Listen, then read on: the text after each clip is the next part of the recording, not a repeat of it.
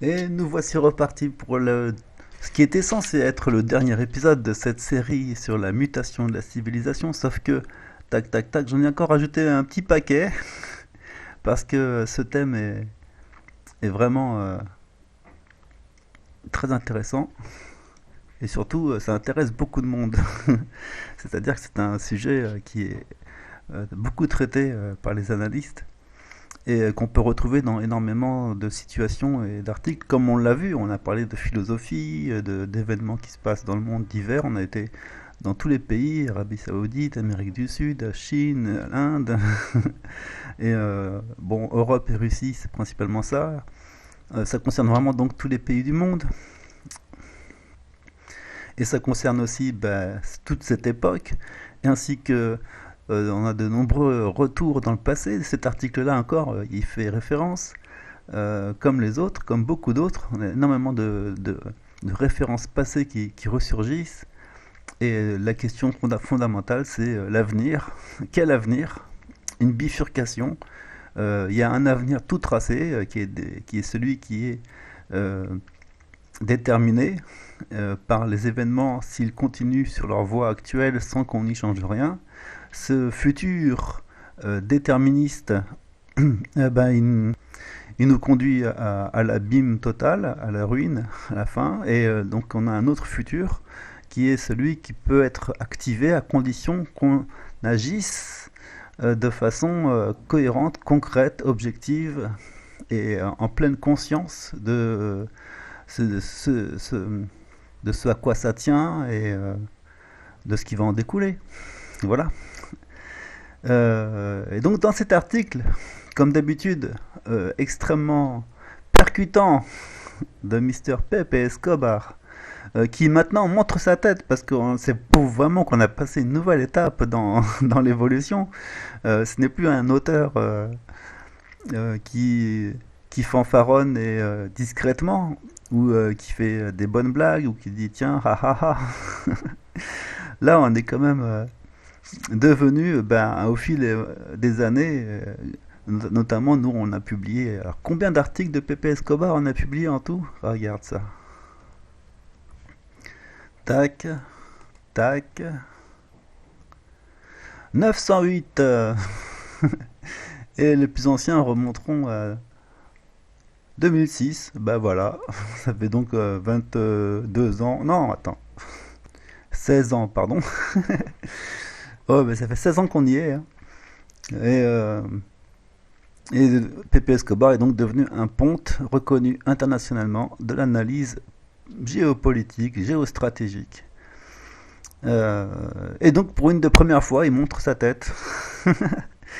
Il le fait à la suite de la lecture du nouveau livre de Michael Hudson, donc The Destiny of the Civilization. Donc tu vois le titre déjà, on parle bien de la même chose, hein, on est tout à fait d'accord.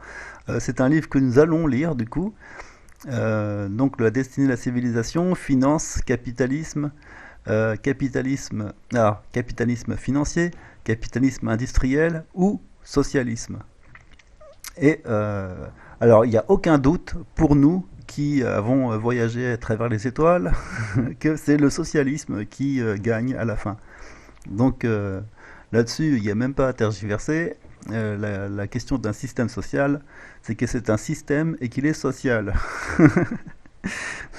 Là-dessus, il faut être clair.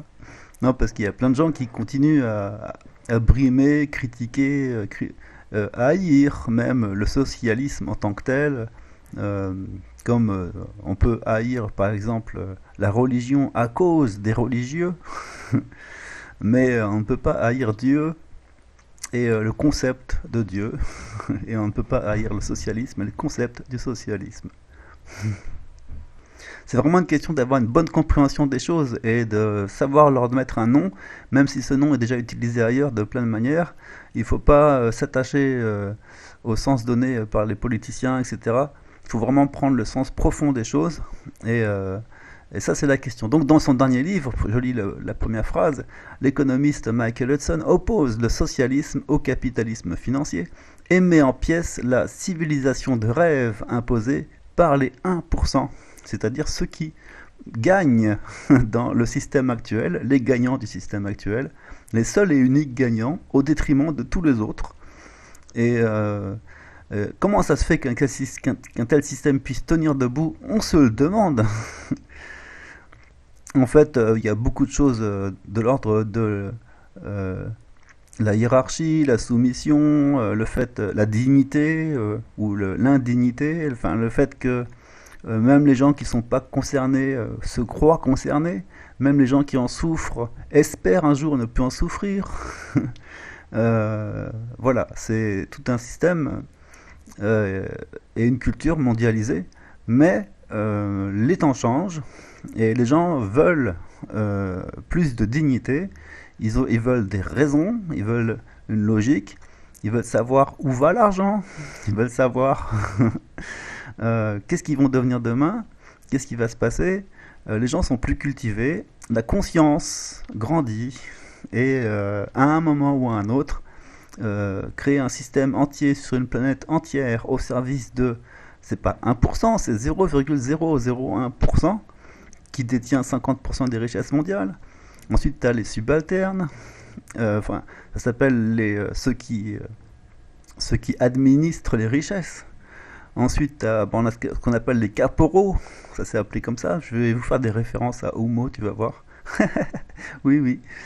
Euh, et par extension, en fait, c'est 1% de la civilisation, enfin, ouais, qui possède 75% de toute l'humanité, de tout ce qui est hors sol, tout ce qui est sur le sol. Eux, ils sont hors sol, mais ils possèdent le sol. Et voilà. Ça peut pas aller très loin cette histoire, donc il va falloir faire quelque chose, une action concrète. Donc Michael Hudson, nous dit Pepe Escobar, l'un des plus grands économistes indépendants du monde, nous offre sans doute le manuel ultime pour savoir où nous sommes, qui est aux commandes et si nous pouvons le contourner. Les contourner, les gens. Mais le système aussi, faut le contourner. Enfin bon, je vais pas commencer à faire mes commentaires.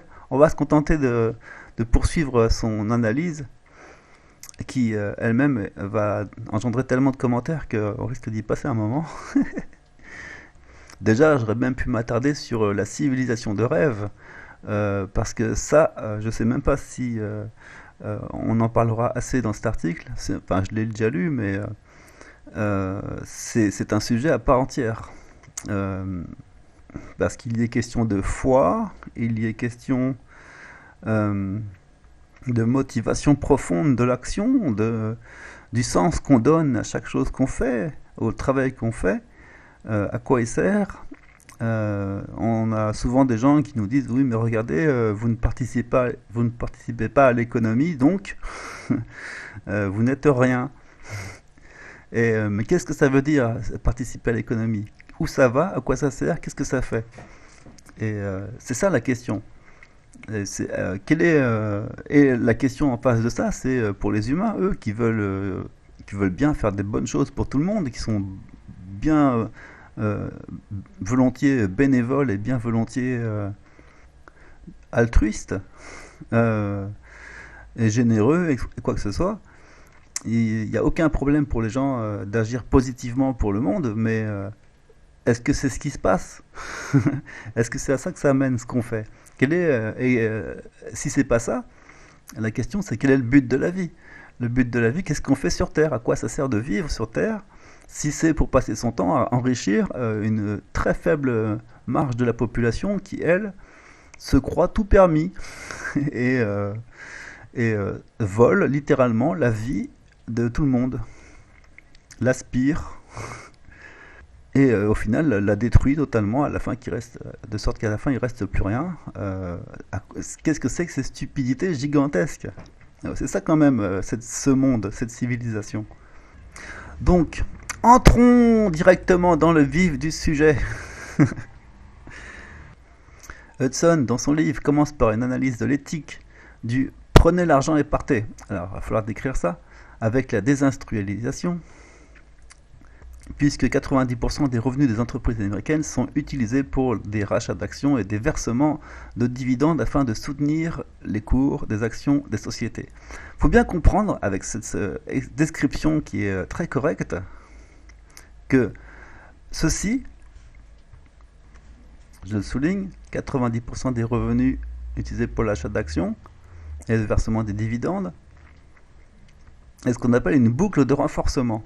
C'est-à-dire qu'arrivé à un certain niveau, enfin à partir dès le départ en fait, l'argent sert à enrichir les possédants qui ne veulent bien investir que si ils gagnent encore plus à la fin. Et donc ça fait une espèce d'effet aspirateur, vacuum, de façon à rafler toutes les richesses possibles, qui s'expriment sous forme du coup d'argent. Donc plus ils appauvrissent le monde, plus ils sont contents, et plus ça justifie leur investissement. C'est ça ce système. Qu'il appelle prenez l'argent et partez. C'est l'apogée de la stratégie politique du capitalisme financier. Capturer le secteur public et déplacer le pouvoir monétaire et bancaire vers Wall Street, la City de Londres et d'autres centres financiers occidentaux. Et ça, c'est ce qu'il appelle un modus operandi impérial, que l'ensemble des pays du Sud connaissent bien. Il s'agit d'installer des oligarchies et des dictatures clientes et de faire pression sur les alliés pour qu'ils se joignent à la lutte contre des adversaires désignés en subventionnant non seulement les coûts de guerre à l'empire, donc de défense, mais aussi des programmes de dépenses intérieures de la nation impériale. C'est-à-dire, alors je finis sa phrase, c'est l'antithèse du monde multipolaire prôné par la Russie et la Chine, mais il faut bien comprendre ce qu'il veut dire. Dans les investissements, il faut tenir compte, ce dans quoi les 1% investissent, c'est subventionner les coûts de guerre de l'Empire, donc, et qu'ils appellent la défense, parce qu'ils se défendent contre la perte de leur puissance. Mais souvent, c'est appelé la défense, parce que alors ça c'est un côté politiquement correct évident, c'est jamais, ils vont jamais dire qu'ils sont en mode agression. Quoi qu'il en soit, la question c'est que les investissements servent à renforcer les structures systémiques telles qu'elles sont et à les conserver, à les entretenir, à les développer, et c'est une des principales activités du système que de se financer lui-même de façon à se renforcer. J'avais fait cette comparaison avec le prix d'une tomate. Tu vas chercher une tomate, elle pousse toute seule dans la nature, ça coûte 0$, et pourtant ça te coûte un prix à la fin. Tu payes donc la personne qui l'a ramassée, tu payes le transporteur et son carburant, tu payes le stockage, et tu payes la mise à disposition, et ben tout ça, c'est même pas, mettons, 5% du prix de la tomate. Le prix de la tomate en soi, c'est le remboursement des investissements, ça c'est une chose, mais principalement un nombre incroyable d'acteurs qui agissent à de très très très nombreux niveaux, en amont et en aval, enfin surtout en amont, parce que la tomate, il n'y a pas beaucoup d'aval, après elle est mangée. Pour tout ce qui sert à la construction de cette tomate, donc elle peut être OGM, pesticides, machin, t'as du commerce, du marketing, et évidemment le fait de s'accaparer des terres, et ainsi de suite. Et ça représentera encore que la moitié du prix de la tomate, et l'autre moitié, enfin hormis les bénéfices, c'est uniquement principalement en fait, le prix de la tomate, c'est le prix du système lui-même. C'est ce que coûte le système qui fait le prix des choses. Et à chaque fois qu'on paye quelque chose, on donne de l'argent pour renforcer le système tel qu'il existe. Et cet argent, donc, ce sont les subventions données contre les adversaires désignés, qui pourraient mettre en péril les structures impérial, donc c'est de l'impérialisme en fait, parce que c'est de l'impérialisme qui vient de la part d'un groupe de 1%. En termes généraux, c'est même encore plus probant de le dire autrement.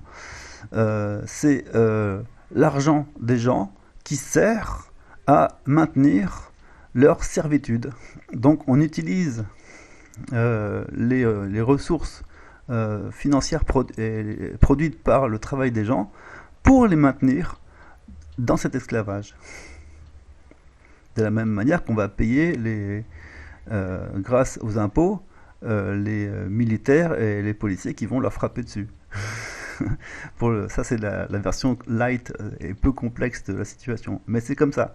En fait, les 1%, eux, ils investissent que ce qu'il faut pour maintenir les structures, mais principalement, ce sont les gens eux-mêmes qui se payent eux-mêmes leur propre servitude et le maintien d'un statu quo ou d'un système qui conduit le monde à la ruine de toute façon. Parce que du point de vue des 1%, évidemment, ils ont le moins envie possible d'avoir à payer ça. Ils préfèrent que ce soit les gens qui se le payent eux-mêmes. Donc c'est ça l'idée. Bref, notre guerre froide 2.0 actuelle est essentiellement menée par un capitalisme financier centré sur les États-Unis et soutenant les oligarchies rentières contre des nations qui cherchent à développer une autonomie et une prospérité intérieure plus étendue. Ça, c'était une citation. Et j'aime bien quand il dit Hudson nous rappelle avec prescience Aristote. Je sens que Pepe Escobar, il considère vraiment Michael Hudson comme son maître et il a un très grand respect pour ses analyses. Il a dû lire le livre avec délectation et il a écrit cet article sûrement avec le même grand respect. Donc Aristote disait qu'il est dans l'intérêt des financiers d'exercer leur pouvoir contre la société dans son ensemble. La citation exacte, c'est « La classe financière a historiquement été le principal bénéficiaire des empires en agissant comme des agents de recouvrement. » Donc, et là, faut bien comprendre en fait, quand il dit la classe financière se positionne comme celle à qui tout le monde doit tout.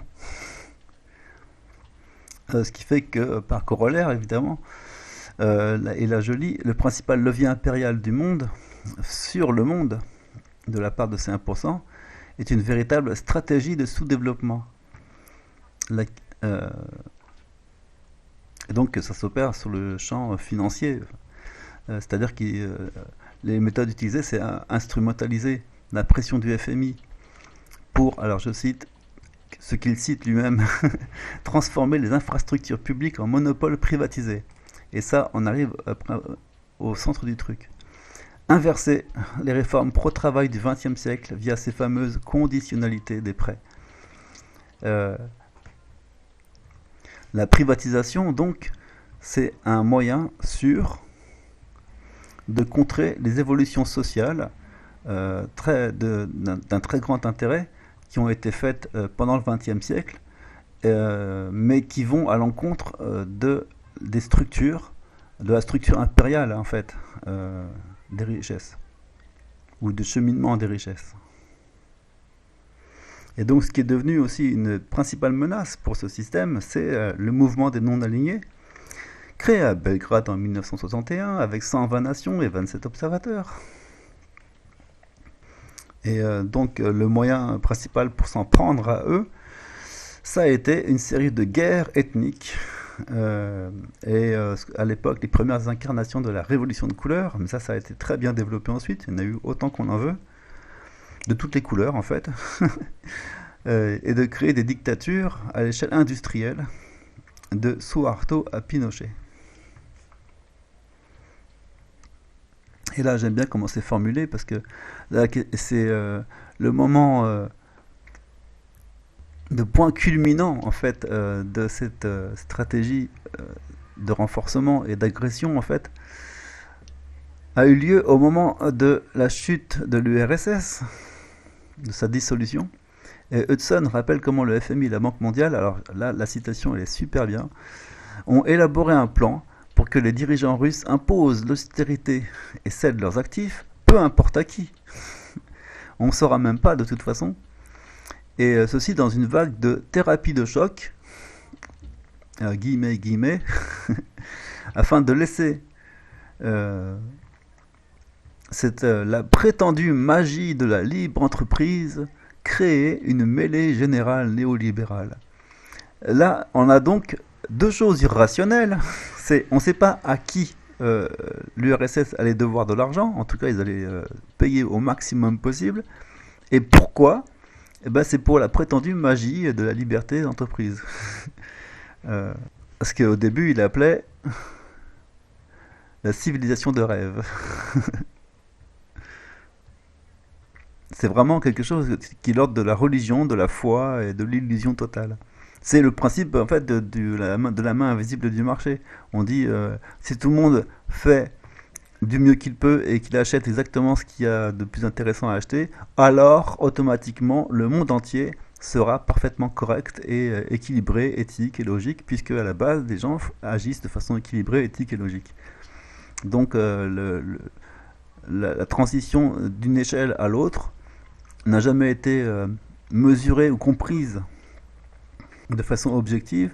Il n'y a pas d'étude ou de compréhension systémique en fait entre les différentes échelles. On s'est dit juste que ça allait se répercuter. Si tout le monde fait ce qu'il y a de mieux en bas, c'est ce qu'il y a de mieux qui se passera en haut. Et c'est ça le rêve, c'est ça l'illusion. En réalité, dans un système, les choses sont bien plus complexes. Et notamment, en pratique, les gens ne font pas ce qu'il faut, ils ne font pas exactement ce qu'ils veulent, et leur choix n'est pas nécessairement éthique. Déjà, la liberté de contrat entre deux personnes stipule que la transaction peut avoir lieu seulement à la faveur de ces deux personnes. Mais si 36 personnes souffrent de cette transaction, c'est pas pris en compte du tout dans cette transaction. Elle a quand même lieu. Donc l'intérêt majeur de tous n'interfère pas dans les transactions bipolaires, on va dire, ou en tout cas duel entre deux acteurs. Et même de toute façon, en termes généraux, un client, quand il doit acheter un produit, il a le choix entre un ou deux produits, mais il a le choix entre les produits qu'on lui propose. Il n'a pas le choix entre des produits qu'il aimerait bien avoir et qui n'existent pas, et qui pourraient très bien exister. Et s'il veut que ça existe, on lui dit qu'il a qu'à créer une entreprise, mais en principe, la liberté d'entreprise lui permet de faire ça, et si son entreprise donne des produits plus intéressants, alors on imagine que logiquement, il devrait faire fortune rapidement, et remplacer les acteurs qui font un mauvais produit. Mais c'est pas du tout comme ça que ça se passe. Dès le début, il se fait littéralement harceler, attaquer et ruiner aussi vite que possible. Si jamais il a une bonne idée, on la lui prend et on l'utilise autrement ou alors on la bloque. Mais voilà comment ça se passe en réalité. Donc, aussi bien à petite échelle, il est impossible de faire quoi que ce soit de bien. S'il n'y a que des produits OGM à acheter à manger, tu n'as pas le choix. Tu dois manger quand même. Donc en faisant ça, tu sponsorises les OGM et tu l'approuves, tu la valises. Tu dis, ok, je trouve que c'est une bonne idée et qu'il faut tout le monde devrait faire pareil. Et donc on t'a forcé ton consentement. Et encore au-dessus de ça, il y a encore une troisième couche qui est celle de la création du besoin. Alors ça, c'est grâce à la publicité, etc. Et on peut créer des besoins artificiels et, encore une fois, fausser complètement la consommation. Et donc, le système qui en découle à grande échelle, qui est construit autour de ça, est une conséquence, mais aussi, en fait, est une cause de tous ces dysfonctionnements. Donc, finalement, le système libéral capitaliste n'est rien d'autre. Alors j'allais dire qu'un prétexte pour gagner de l'argent, pour faire des fortunes. De toute façon, un vendeur, il se moque totalement de ce qu'il vend. Lui, il échange n'importe quoi contre de l'argent. Il veut de l'argent, donnez-moi de l'argent. Et si le client est prêt à donner son argent contre ce que lui il donne, tant mieux. Si le client est prêt à donner des fortunes totales contre une feuille de papier, tant mieux. C'est pas son intérêt de savoir si c'est une bonne chose ou une mauvaise chose. Et donc, en termes généraux, on arrive aux gens de la finance. Leur état d'esprit, c'est celui-là. Le but étant de générer le maximum de profit, la santé, le bien-être ou même la survie des humains, des espèces ou la survie de l'espèce humaine dans son ensemble à long terme. Tout ça, ils en ont rien à foutre. Évidemment, ils pourraient peut-être s'y intéresser, mais s'ils le font et que d'autres le font pas, bah, ils perdent par rapport aux autres. Donc ils peuvent pas se permettre de ne pas considérer toutes les options qui peuvent permettre de générer des fortunes. Et d'où le terme extrêmement intéressant et intriguant normalement pour la plupart des gens, c'est stratégie de sous-développement. Ça peut paraître étonnant et contradictoire quand on en parle avec les gens, comme quand on leur dit il va y avoir un crash financier, mais pourquoi est-ce qu'ils feraient ça? Parce qu'ils y gagnent. Mais comment est-ce qu'ils pourraient y gagner? Eh ben, c'est pareil avec la stratégie de sous-développement. Pourquoi est-ce que des gens se fatigueraient à garder une tonne de gens dans une extrême misère? La réponse est parce qu'ils y gagnent, d'une manière ou d'une autre. Même si c'est que à court terme et au détriment du long terme, même si c'est stupide au final, dans la structure actuelle du système tel qu'il est conçu, c'est ce qu'il faut faire pour gagner le plus possible.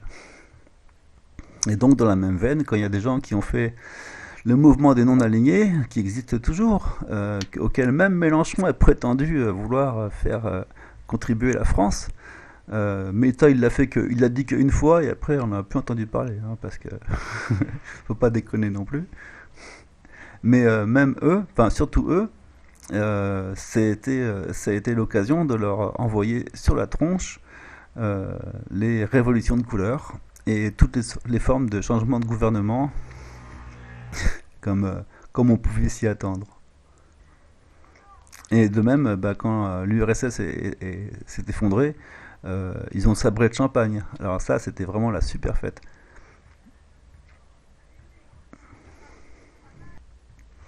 Ça, c'est ce que Edson appelle, ou ce que en tout cas Pepe Escobar appelle le viol des nations. Donc, dans une large mesure, la nostalgie du viol et du pilonnage de la Russie des années 90 alimente ce que Hudson définit comme la nouvelle guerre froide, où la diplomatie du dollar doit affirmer son contrôle sur chaque économie étrangère.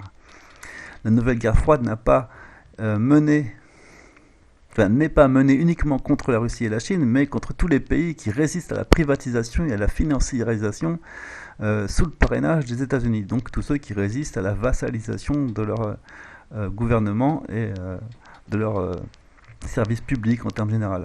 Donc la privatisation à outrance, c'est ce que Hudson nomme la nouvelle guerre froide. C'est intéressant. Parce que c'est un moyen pour le dollar, en termes généraux, d'avoir un contrôle sur les économies de tous les pays. Pourquoi? Parce que dès que c'est privatisé, ça dépend des banques, et les banques, c'est eux.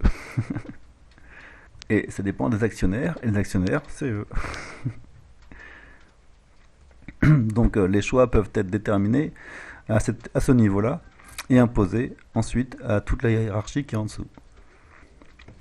Mais la Chine, elle, a suivi, alors, il dit presque le même chemin que le protectionnisme américain, de 1865 à 1914,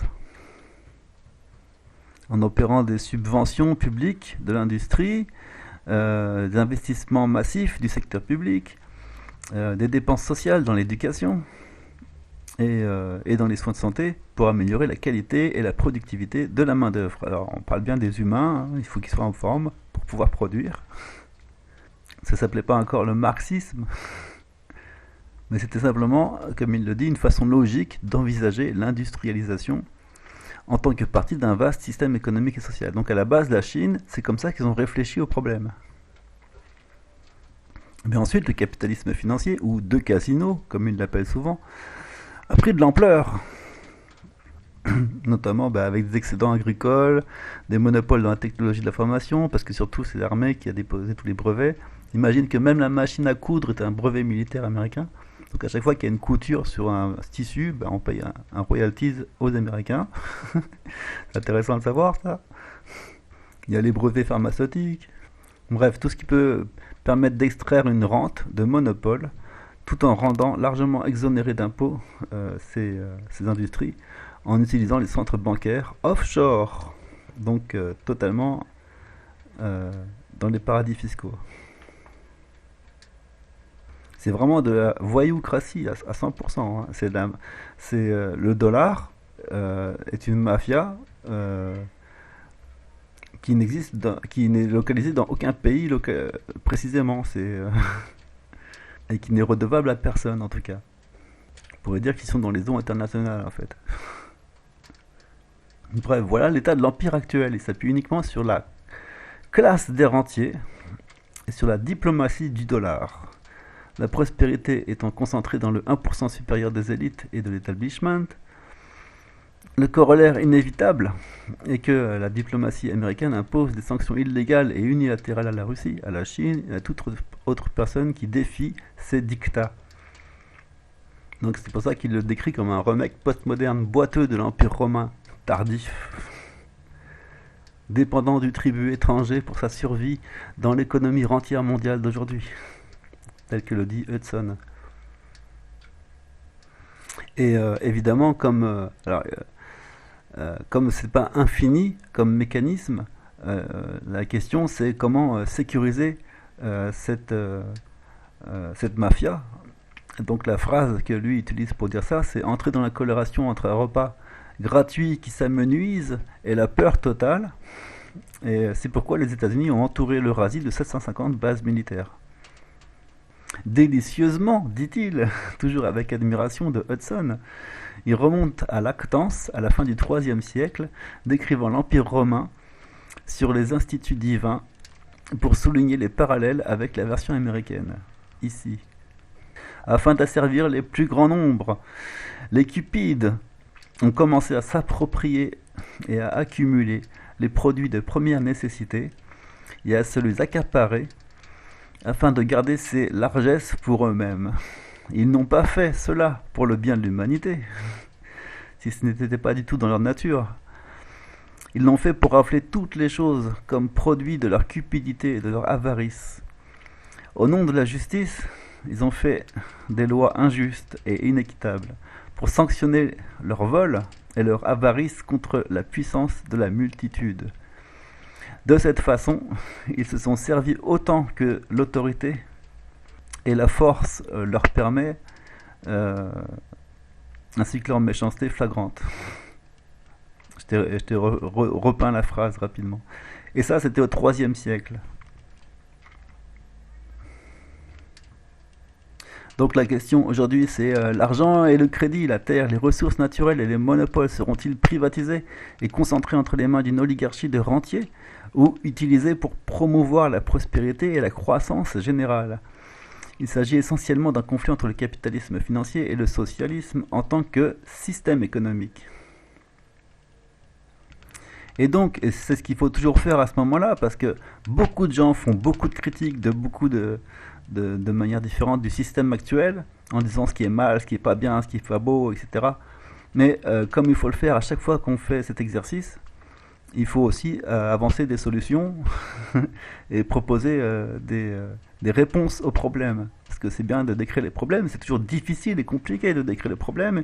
Quand on a bien décrit un problème, la solution coule de source. Donc c'est ce que fait Hudson ensuite. Il propose quelques idées. Moi personnellement dans mes bouquins je cherche même pas à décrire le problème, il est décrit d'avance et la solution c'est à ça qu'il faut concentrer son attention. Et très peu d'auteurs en fait cherchent à se concentrer sur les solutions. Il y a une espèce de fascination pour le cataclysme qui est assez hypnotisante en général. Mais proposer des solutions, ça permet de relativiser tout ça et de dire, attends, c'est pas une fatalité, ce sont des imbéciles, ils font chier tout le monde. Donc Hudson propose un programme contre-rentier qui devrait être le plan ultime des pays du Sud pour un développement responsable. On dirait de la pub, mais bon. Il faudrait le dire de façon plus correcte et plus concrète en fait. La question de la responsabilité, c'est la question de la rationalité et de la volonté. Enfin bon, alors il propose la liberté publique des monopoles naturels. Alors ça, déjà, il aurait dû mettre tout tiré à la ligne parce que ça aurait été plus simple. Mais ce point-là, déjà, il faut le développer en détail. Je l'ai développé dans mes livres aussi. Le terme de propriété publique est quand même opposé à propriété privée. Donc déjà, on a quelque chose là. Et les monopoles naturels, il s'agit en fait des ressources naturelles. Donc la question, c'est de déclarer que les ressources naturelles n'appartiennent pas au pays, ou n'appartiennent pas à des gens ou à des choses ou à des personnes ou à des personnes morales ou physiques. Les propriétés naturelles, enfin les ressources naturelles, les lieux naturels, en fait de vastes pans de la nature en fait, relèvent de la propriété publique commune. De ce fait, il découle tout à fait logiquement que la gestion de ces ressources dépend de la volonté et des besoins de l'ensemble des personnes du monde entier. Et donc, de ça, il découle logiquement aussi qu'on doit procéder en fait à un calcul minutieux, rationnel, et penser en termes de renouvellement des richesses plus qu'en termes de pillage. Parce que, évidemment, si on a le monde entier sur le dos qui demande des comptes, on ne peut pas faire n'importe quoi. Et donc, deuxièmement, des infrastructures de base essentielles aux mains du public. Donc l'infrastructure, c'est quand même une énorme quantité de choses qui sont gratuites pour les entreprises, parce qu'ils sont bien gentils de vouloir tout privatiser. Les sociétés privées, en fait, profitent d'infrastructures qui sont souvent antiques même, ne serait-ce que les rues, les agencements, les conduites souterraines, le ramassage des ordures, etc. Et à partir de là, tu peux rajouter l'éducation, évidemment, la culture, tout ce qui fait les humains, tout ce qui fait leur envie, leurs besoins.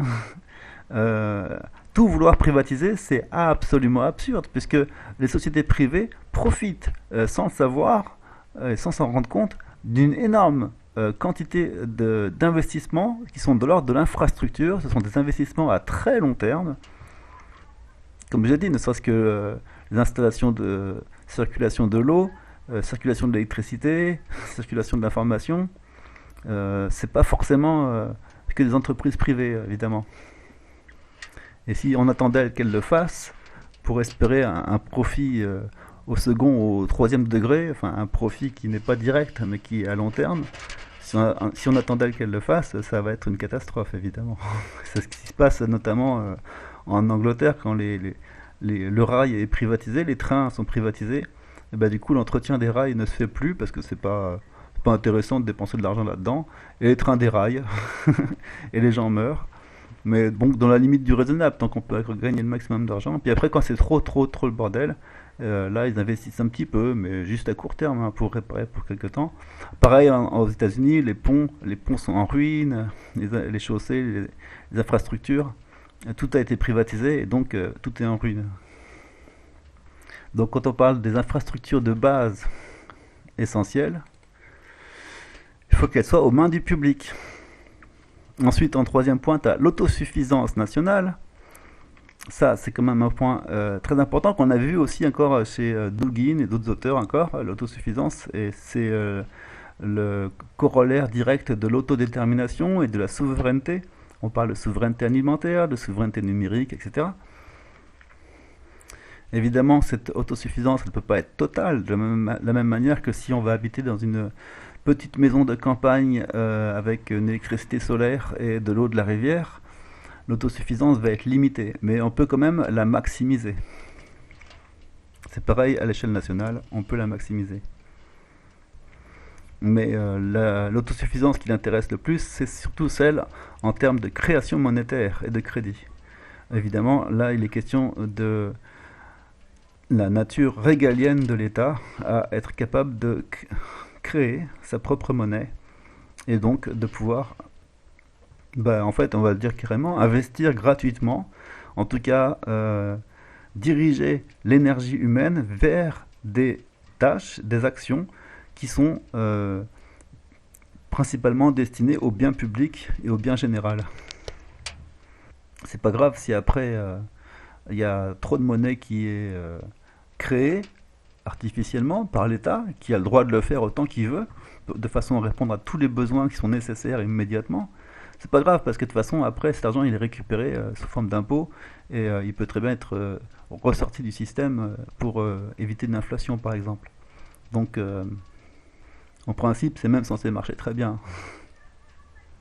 Même si encore une fois pour moi évidemment il y a mieux à faire. Mais ça, j'en parlerai pas ici. Voir mon bouquin. Mais bon, déjà revenir à ce stade, ça serait déjà pas mal. C'était un stade initial en fait hein, du système économique. C'était comme ça que c'était pensé au départ. Et la question, c'est qu'il a mal évolué et il faut reprendre le cours de l'évolution là où ça a mal tourné. En quatrième point, il met la protection des consommateurs et des travailleurs, sans trop s'étendre là-dessus, mais en fait, il y a l'idée que c'est ça un peu l'idée du socialisme, c'est quelque part on prend soin des gens, et aussi bien au niveau du traitement humain qu'au niveau de la justice. Mais c'est pour ça que je lirai le livre en détail pour vous dire. Hein. Le contrôle des capitaux pour empêcher l'emprunt ou la libellation des dettes en devises étrangères, c'est un peu la moindre des choses quand on a une autonomie de la création monétaire. Il continue dans ses idées, alors des taxes sur les revenus non gagnés, tels que la rente économique, tiens, pourquoi pas, l'impôt progressif, alors ça, j'ai un truc à dire, ça se lit vite, hein, ça prend que 2 mots dans le pavé de texte, mais c'est un concept extrêmement puissant, c'est extrêmement intéressant. La question c'est que, alors, est-ce que je fais tout le détail? Non, pas tout le détail. J'ai fait une vidéo là-dessus avec une démonstration logicielle, donc j'ai créé un logiciel pour le faire. L'idée en gros c'est que l'impôt est déterminé par un algorithme plutôt que par des barèmes, et cet algorithme on peut le moduler très précisément de façon à obtenir un résultat, un impôt qui se calcule d'après les revenus ou quoi que ce soit. De cette manière, on peut connaître à l'avance la somme totale qui va être désirée d'un impôt. Donc on dit on a besoin de tant d'argent, voici l'impôt qui va en découler et voici la courbe des répartitions. Et on peut faire en sorte d'obtenir le truc essentiel pour tout le monde, c'est le sentiment d'équité. C'est-à-dire, c'est pas franchement mathématique, c'est pas chacun paye 50%. Si chacun paye 50%, c'est pas un sentiment d'équité, puisque ceux qui gagnent rien et qui ont besoin de cet argent sont pris à la gorge, et ceux qui ont tout, ça leur coûte rien. Et le plus souvent d'ailleurs, ce qui se passe, c'est le contraire, c'est qu'on fait payer 50% aux pauvres et 2% aux riches. Ça leur coûte encore plus rien aux riches. On pourrait faire le contraire normalement, 2% aux pauvres et 50% aux riches, ok. Mais à chaque fois qu'on met des barèmes, les gens jouent sur les limites possibles pour essayer de tricher autant qu'ils peuvent. Alors que quand on a un impôt progressif, on a un algorithme donc, et un impôt qui se calcule directement en fonction de chaque personne. Tout en sachant exactement combien ça va rapporter à la fin au total. C'est ça l'informatique, on est à l'ère de l'informatique, donc c'est quand même un progrès phénoménal. Ensuite, une taxe foncière. Dans les propositions que Hudson fait pour améliorer le monde, qui empêchera que la valeur locative croissante des terres ne soit donnée en gage aux banques pour obtenir des crédits afin de faire monter les prix de l'immobilier selon leur stratégie habituelle, accaparement, possession et mise au fer. Donc ça, il faut l'empêcher directement.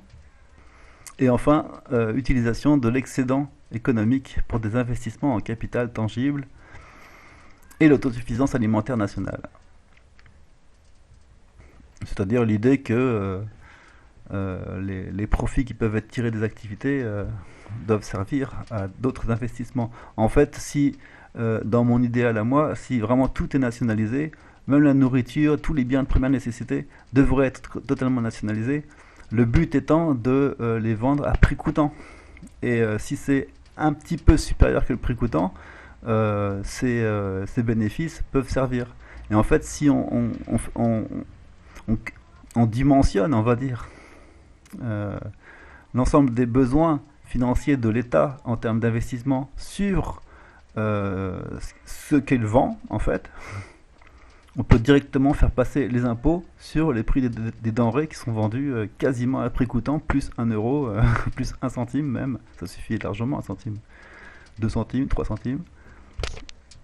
Et de cette manière, faire qu'il n'y a plus aucun impôt à payer, puisque c'est directement les produits eux-mêmes qui financent l'État.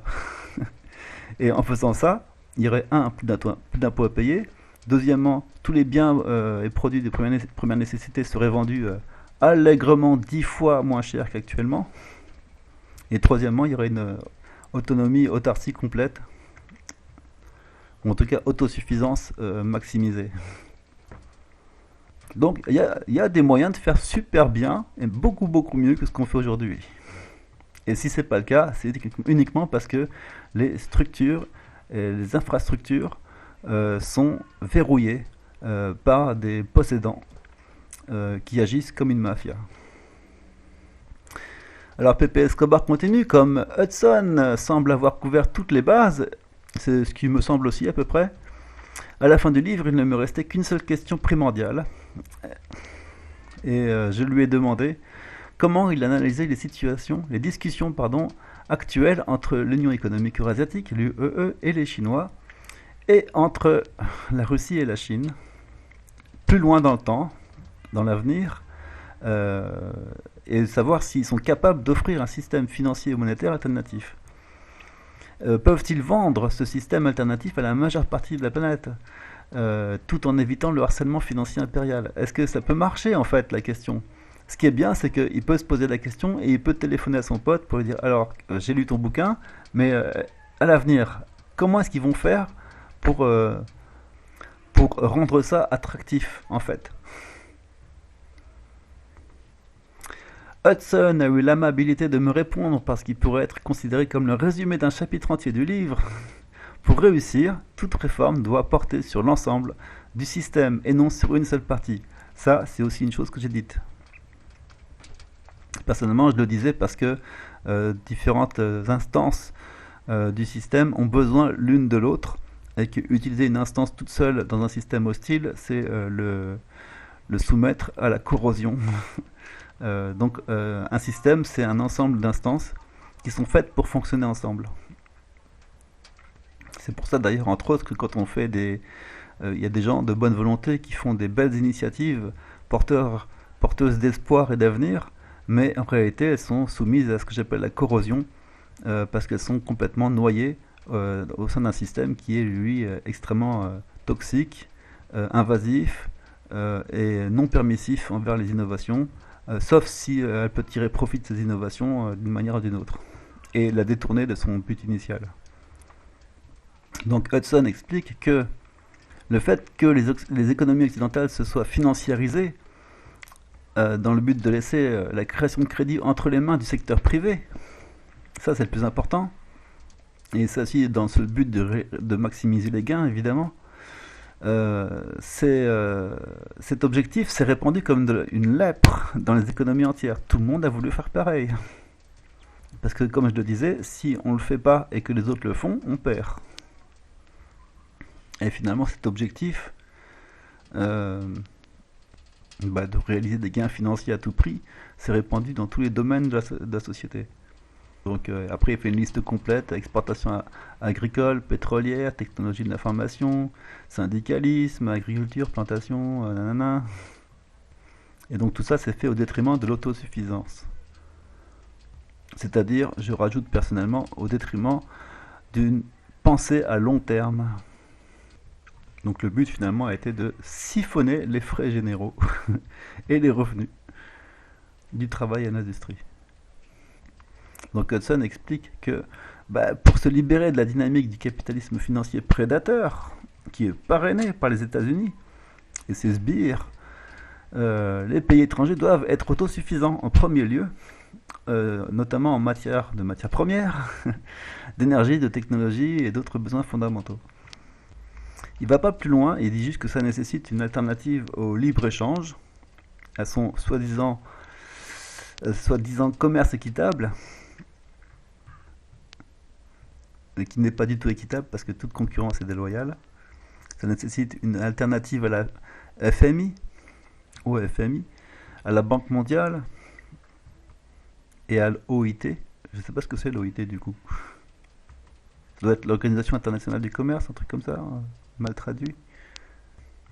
Et il rajoute que, hélas, une alternative nécessite également une coordination militaire telle que l'OCS, la fameuse organisation de coopération de Shanghai, pour se défendre contre la militarisation du capitalisme financier centré sur les États-Unis.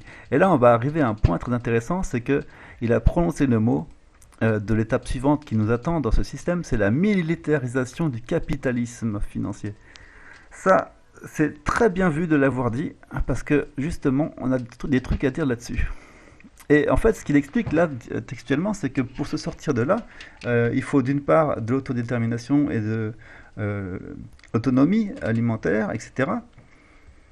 De l'autosuffisance autant que possible. C'est normalement le but du système, mais c'est par là qu'il faut commencer pour amorcer le système. C'est tout à fait logique, ne vous inquiétez pas. Mais quand même, il y a à prévoir des étincelles au niveau du champ de guerre. Et de toute façon, ça paraît difficile de passer outre, étant donné les masses phénoménales de pouvoir dont dispose la mafia américaine. L'organisation de coopération de Shanghai, ainsi que l'OTSC qu'on a vu avant, dans un autre épisode passé,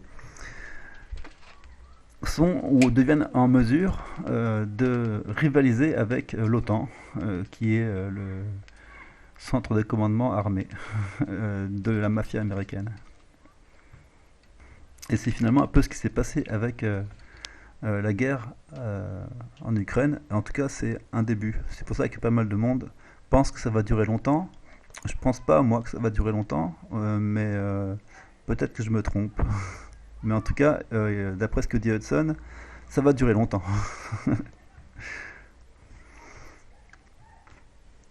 Bon, allez, je vous le montre. Allez, hop, c'est parti. On a droit à 2 minutes. Militarisation. Ah, j'aurais dû le remettre là-bas. Attends. Ça, c'était une réponse à la recherche très intéressante sur le traité START signé par Bush et Gorbatchev. Non, c'est ici qu'il faut le mettre. Militarisation. Ah pardon, j'aurais dû mettre militarisé. Question, après le crash économique, question à nos amis de Homo. Après le crash économique, question qui se date du 13 décembre 2015. Après ce crash économique, quel type de système verrons-nous? Comment pouvons-nous empêcher le soulèvement de l'armée des 1%? Voilà la question qui était posée. Et donc, le 13 décembre 2015, nos amis extraterrestres, situés sur la base antarctique, tout à fait discrètement, mais à la connaissance de tout le monde, sauf du grand public qui s'intéresse pas trop à ces choses-là. C'est dommage d'ailleurs. Leur réponse était les États émettront des monnaies virtuelles pour relayer les banques défuntes. Les gens seront surveillés et dépendront des États bancaires militarisés. Ça, c'est ce que leur analyse, profite d'une assez grande avancée technique, pour le dire sobrement, hein. C'est ce que leur analyse leur permet de nous dire. Ce qui était dit en 2015 était extrêmement étonnant à l'époque. Déjà, le crash économique, c'était un sujet qui était nouveau. Aujourd'hui, c'est devenu un sujet évidemment qui est très largement répandu. Mais la militarisation des États bancaires, des États bancaires militarisés, la militarisation de la finance, d'en faire des États bancaires militarisés, vraiment le cumul des trois, ça c'était totalement nouveau. Et ce qui est vraiment amusant, c'est quand on arrive sur un article de Pepe Escobar parlant d'un livre de Michael Hudson, où il est question de militarisation du capitalisme financier. C'est censé être étonnant déjà encore à notre époque, mais bon, nous, en 2015, il y a 7 ans, on en avait déjà entendu parler. Mais bon, l'idée d'une confrontation militaire pour pouvoir infléchir le destin de l'humanité est quand même assez démoralisante, mais en même temps, ce qui est le plus intéressant, important à savoir, c'est que si on veut vraiment infléchir le destin de l'humanité, ce qu'il faut et ce qui suffit largement, c'est surtout un éveil, une conscience et une volonté. À partir du moment où on a la volonté et la raison d'agir, euh, ils vont pouvoir faire tout ce qu'ils veulent, comme révolution de couleurs et ainsi de suite. Euh, Ça n'aura peut-être même pas d'effet. Tout ce que veut faire une armée, c'est démoraliser son ennemi, c'est-à-dire son ennemi, c'est l'humanité qui veut défendre son avenir. Et parce que c'est là qu'on en est, hein, quand même. Et donc la démoralisation, elle va être remplacée par quoi? Par le fameux rêve du capitalisme. Vous rigolez? Par contre, si on a quelque chose de plus pertinent à proposer et de concret, de logique, et dont on sait que ça va marcher, parce qu'il n'y a aucun doute là-dessus, c'est juste que on coupe, comment dire, on bouche le trou dans la baignoire. La baignoire fuit. Il faut travailler, travailler, travailler, mais la baignoire fuit, fuit et fuit. La solution, c'est de ne plus faire que la baignoire fuit, de boucher le trou. Et à partir de là, tu as besoin de beaucoup moins travailler pour obtenir tout autant de richesses. Et c'est ça qui garantit l'avenir, la prospérité, etc. La solution, elle est aussi simple que ça. Et une fois qu'on a formalisé ça dans l'esprit des gens, on a expliqué qu'on a une mafia planétaire à but lucratif, qui est sans pitié et qui ne fait aucune, comment on dit déjà, aucun cas du genre humain. Parce que ce qui compte pour eux, c'est le profit immédiat à court terme au détriment de tout le reste dans l'univers entier. Ils sont totalement absurdes, aberrants, effarants. Et évidemment, ils prétendent le contraire. Ils ont des beaux slogans pour ça. Ils payent beaucoup de monde pour les défendre. Ils essayent par toutes les manières possibles d'être convaincants. Mais on voit maintenant leur vrai visage. Et donc Hudson voit tout de même un peu plus, un peu de lumière dans l'avenir, parce que c'est pas forcément une confrontation militaire, même si elle paraît logique en fait, dans la situation actuelle. Euh, il, il continue à propos de la question que Pepe Escobar lui a posée sur comment est-ce qu'on peut vendre ce système et cette vision du monde aux pays du Sud et d'Eurasie en fait. Et aussi, il faudrait peut-être le vendre à l'Occident, ce serait pas mal. Il explique que cela devrait devenir beaucoup plus facile d'ici la fin de l'été. Ah donc. Alors il explique que l'un des principaux sous-produits euh, relativement volontaires de la guerre de l'OTAN en Ukraine est la forte hausse des prix de l'énergie et des denrées alimentaires. Et donc des prix des transports maritimes, ce qui fait qu'il y a une double augmentation des prix.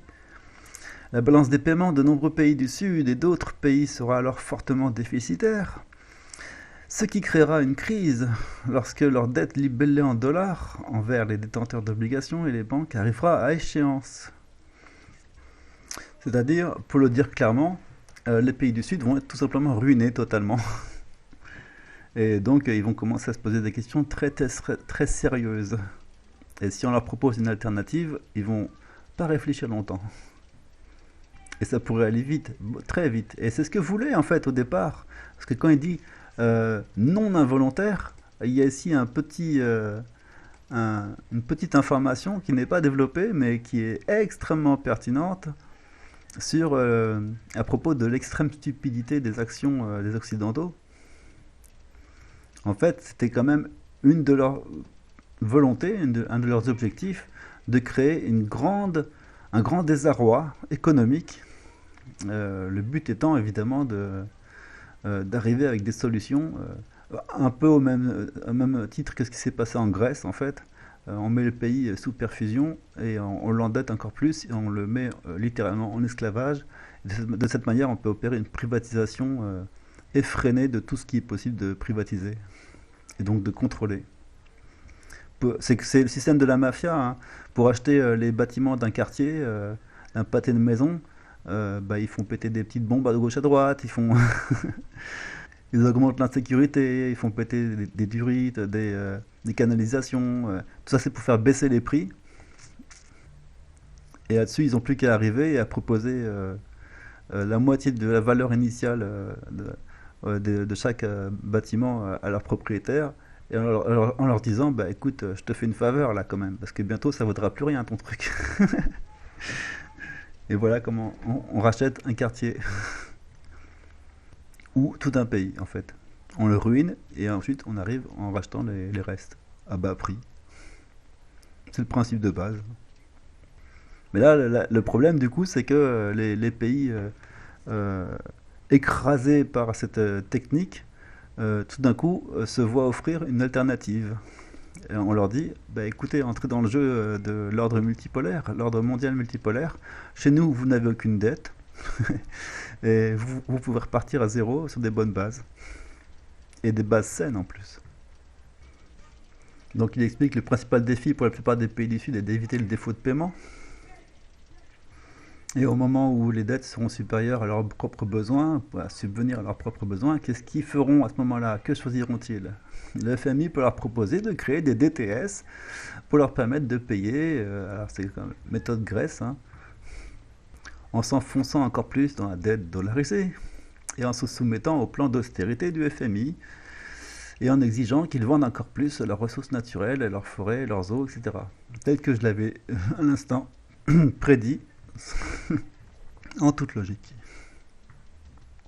Alors comment se libérer de la dette dollarisée? Ils ont besoin d'une masse critique. Celle-ci n'existait pas dans les années 70, lorsqu'un nouvel ordre économique international a été évoqué pour la première fois avec les non-alignés.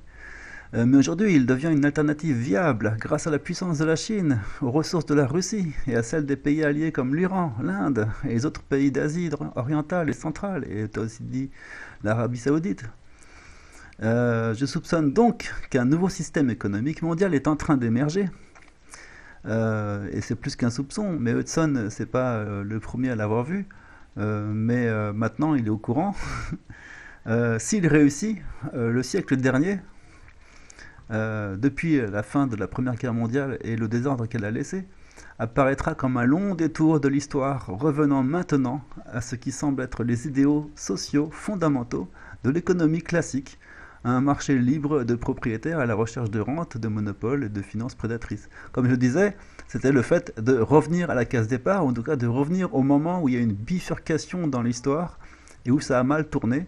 On est obligé de revenir à ce stade antérieur pour repartir sur une nouvelle évolution, cette fois-ci en prenant garde à ne pas se faire avoir, posséder. C'est-à-dire en ne se laissant pas emporter, embrigader dans ce qu'il appelle Hudson la nouvelle guerre froide.